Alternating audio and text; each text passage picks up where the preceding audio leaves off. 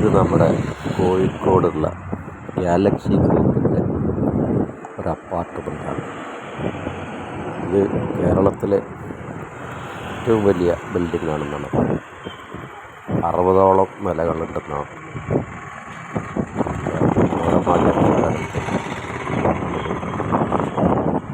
കാണാത്തവരൊക്കെ കാണും.